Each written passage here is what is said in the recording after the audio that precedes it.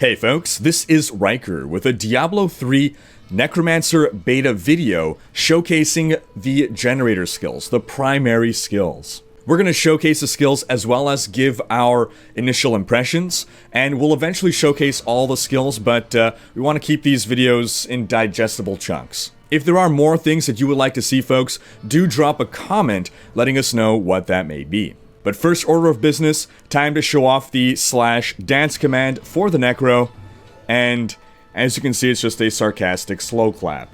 Better angle.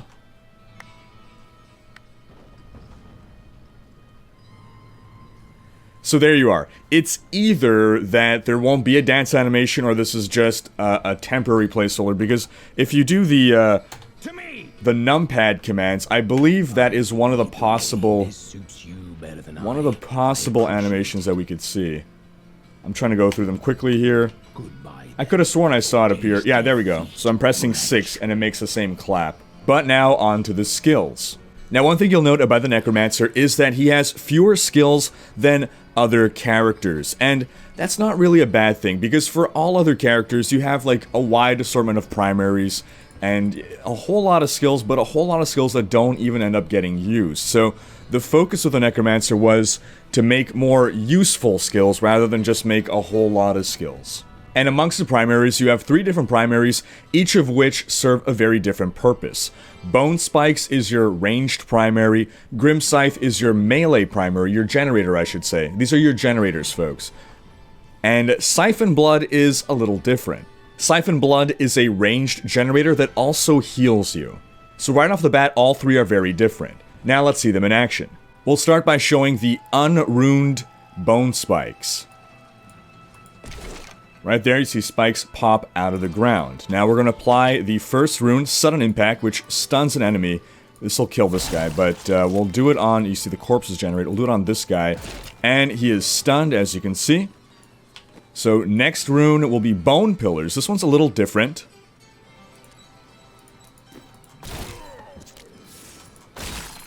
Shoots up a spike, and the special on that strikes a target and up to 2 nearby enemies. So let's demonstrate that over here. We're gonna try to kite one of these guys over, maybe.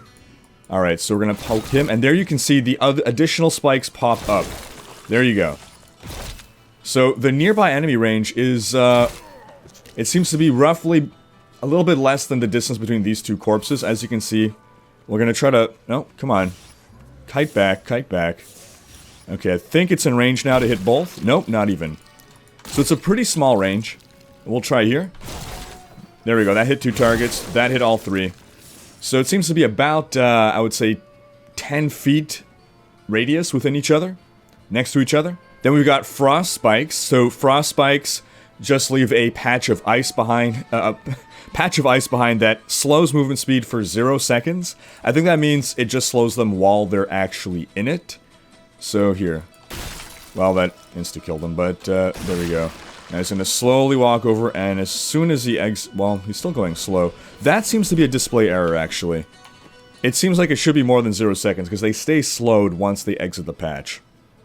Now, Path of Bones. This is what I feel the best one. It does less damage to begin with, but it could deal up to double damage for targets that are further away. So let's just show how far it extends. That's like a full screen, so I think we can insta-kill... No, we didn't insta-kill him, but here, from up close, we'll try this guy from right up close. That was an insta-kill. We do too much damage to these little fellers. But, okay, you saw it right there. The guy closer to us didn't die, the guy further away did die because that damage ramped up. Who else can we line up? Okay, so we got these guys in a line. Beautiful. Well, that didn't quite display as it should have. But, you get the idea. You get the idea.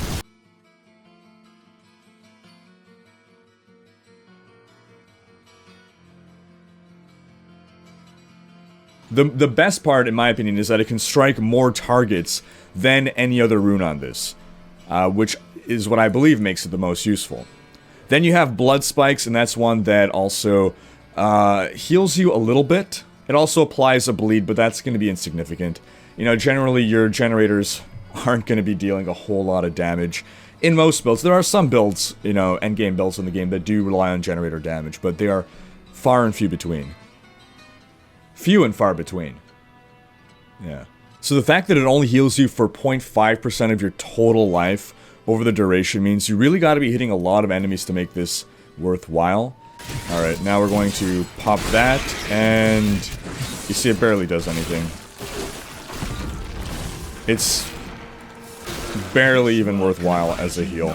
Alright, on to Grim Scythe. So the difference between Grim Scythe and Bone Spikes is that while it generates less essence, it generates per enemy hit. So against a single target, it'll generate less, but once you got a big group of enemies, you're really going to be bringing in that essence.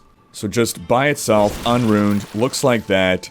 Then we apply the Execution rune. Enemies below 20% health have a 5% chance to be decapitated and instantly killed. This is kind of a crazy effect.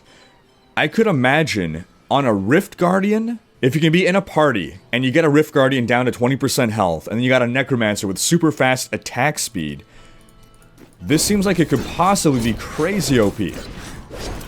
I mean, 5% chance means that roughly 1 out of every 20 hits will land it, but if you get your attack speed high enough... Now, attack speed in Diablo 3 caps at 5 attacks per second. I don't know how reasonable it even is for a Necromancer to get to 5 attacks per second, but let's say in a perfect scenario where everything falls in place and you can somehow get to 5 APS, then we're talking, on average, it would take 4 seconds to finish off a Rift Guardian with 20% health. Even if we say just 2 attacks per second, that's going to be on average 10 seconds to kill a Rift Guardian at 20% health, which, when we're dealing with Rift Guardians at Greater Rift 90 plus, you know, when it's taking you minutes to kill a Rift Guardian, that's huge. Now, the dual scythe's power is going to push enemies together. This would be best shown off around here. As you can see, it's moving them a bit. There, you see, that was a nice grouping, nice clumping right there. So, I could already see application, perhaps, for a group scenario where you want to be grouping enemies. You know, I don't know for sure. It'll depend on what kind of build could come together, but certainly interesting. It also helps, I mean, just for yourself. In general, clumping density is always a good idea. Then we have Cursed Scythe. That's interesting. Enemies hit have a 15% chance to be inflicted with a random curse. So, our curses here, we have 3 different curses: Decrepify, Leech, and Frailty. Leech gives you life on hit, Decrepify weakens an enemy, and Frailty outright kills enemies with less than 15% health. So, we'll go see what exactly we trigger. So we're going to fight Zoltan Cool here, so that he lives long enough to actually apply curses on him and his minions here. So, okay, that guy's got a curse on him. As you can see, the little purple. Let's try to get curses on all of them now. Rocks falling. Okay, so the curses do time out. So it's basically the same as you would expect. And, alright, another curse on him now. That's the second type of curse. He just died. I feel like we've seen Decrepify, and we've seen Leech, perhaps. Okay, that is what? Is that Decrepify? Let's find out here. I'm pretty sure if he already has a... Oh, okay, there we go. There's the other curse. So we've seen all 3 at this point. Okay, now he's got 2 on him. As you can see, 2 are appearing on him. If he drops below 15% health, will he insta-die? No, so it's... Yeah, that was it. So we had the Decrepify curse on. Sorry, the Frailty curse on him. We're just gonna go quickly now, cast all 3 curses to show you what the icons look like. So, alright, that was Frailty. This is gonna be Decrepify now. That's the little blue one. And lastly, we have Leech. And that's that symbol. Look at how they did those symbols together. You can have all 3. Oh, that is perfect. They were struggling to find a way to depict all 3 at the same time. And I think they found the perfect solution for that. Awesome. We'll go over the curses in a bit there, but, Frailty, I don't know about that. But yeah, overall, I'm not sure that being able to curse enemies, 15% chance to curse with an unruned curse, is all that great, particularly because it's a random curse that gets applied as well. I mean, it's a nice bonus, but it's generally not something you're going to want to count on, given if you really want to curse, you're going to have it on your hotbar. Then we got Frost Scythe. Each enemy hit increases your attack speed by 1% for 5 seconds, max 15 stacks. So we're going to check this out now. Let's see how fast we start moving. We're already at 15 stacks right there. Perfect. And now it drops, and you can already feel us going slower. And lastly, we have Blood Scythe. This just heals us as we take, well, once we take damage, as we hit enemies. And, alright, so we're going down, and there we go. Instant heal all the way back up there. So, this is really good if you got a lot of enemies to hit. 1% per enemy hit. So, against groups of enemies, this is fantastic. Against single target, it's basically useless, but against groups, it's really a great heal, actually. Now, lastly, we're going to look at Siphon Blood. So, as you can see, between Grim Scythe and Bone Spikes, Grim Scythe, the disadvantage is you gotta be melee, if you want to call it a disadvantage. You gotta be in the danger zone. Danger zone! But you can generate more essence. Bone Spikes allows you to be safer, while still generating a good amount of essence, whereas Siphon Blood, it generates less essence than these other two, however you're also regaining life. So let's go test this one off. As you can see, if you just shoot it in the air, it does nothing until a target appears. Let's test the range. It is quite long range. As you can see, we're going to see exactly, let's try to test exactly how far away we can be. There we go. So it's like 50 yard radius. It's perfect. Alright, we've taken a bunch of damage. Let's channel on this Mallet Lord. And it's a slow channel, it seems. But, I mean, it could be expected. It's a pretty decent heal. And again, this is unruned, so let's start applying some runes. Bloodsucker, you pull in health globes within 40 yards while siphoning. I mean, it's going to look the same. We don't really need to show off the health globes getting sucked in. You get the idea. Suppress. Enemies are also slowed by 75%. Now, we need to note that there's a lot of placeholder assets still in this, so... I know some powers, for instance, might have, like, the same visuals. I'm not specifically pointing out this one, but just be aware that there's still some placeholder assets and stuff. Yeah, that's gonna slow advancing enemies. I don't see that being super useful. I don't imagine that's gonna be a skill that's used a whole lot. Then we have Power Shift. Damage is increased by 10% each time damage is dealt. Max 10 stacks. So this makes it a more powerful attack skill. But I mean, in general, you're not gonna be using generators as attack skills. So let's see here. Bam, bam, bam. We're stacking. We're up to 10 now. And, it's dealing considerable damage. But not considerable damage relative to what our spenders will be dealing. Then we have Purity of Essence. Essence gain is increased to 20 while you are at full health. So that's interesting.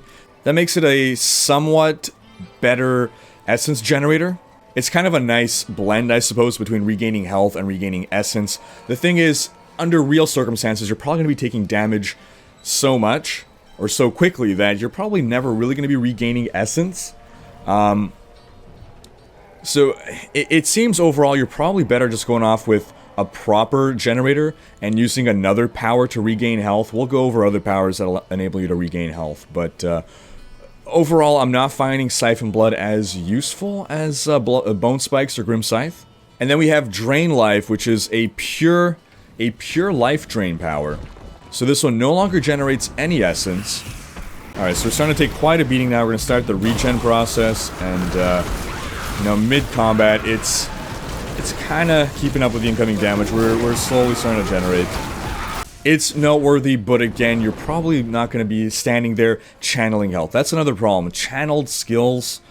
I mean, so the issue with channeled skills is that you're a sitting duck while you're channeling it, and I think Fire Bats on the Witch Doctor is basically the only channeled skill that's really used for mass damage, but I don't think you're going to see that on a generator. So that's going to be our wrap-up of our 3 generators, folks. Again, these are preliminary thoughts. I might still change my mind under further testing, but my first impression is that Bone Spikes and Grim Scythe are going to be the 2 generators that people are most likely to use. And it seems Grim Scythe might be used more for melee builds, and Bone Spikes more for ranged builds, so that's pretty cool. Maybe Siphon Blood might come into blood skills, blood builds, rather. I guess it'll depend. If there most likely will be a Necromancer set that buffs your blood skills. So that might fall into that category. Again, we'll have to see. Items and sets have not been released yet, so we'll have to wait to test those when that happens. But yeah, I mean, just the fact that we have at least 2 of the 3 seem to be pretty damn good is a positive sign. And in our next video, we're going to go over more skills. And that wraps up this video. Leave a comment with your thoughts. Are you happy with the Necromancer's primary skills? Also, be sure to leave a comment letting me know what kind of video content you would like to see about the Necromancer now that I'm in beta. And stay tuned for more videos covering the additional skills. Thanks for watching. Special thanks to my Twitch and Patreon supporters for making these videos possible. If you enjoyed this video, please share it, check out these other videos, and subscribe to join Rhykker's Raiders for more Diablo content.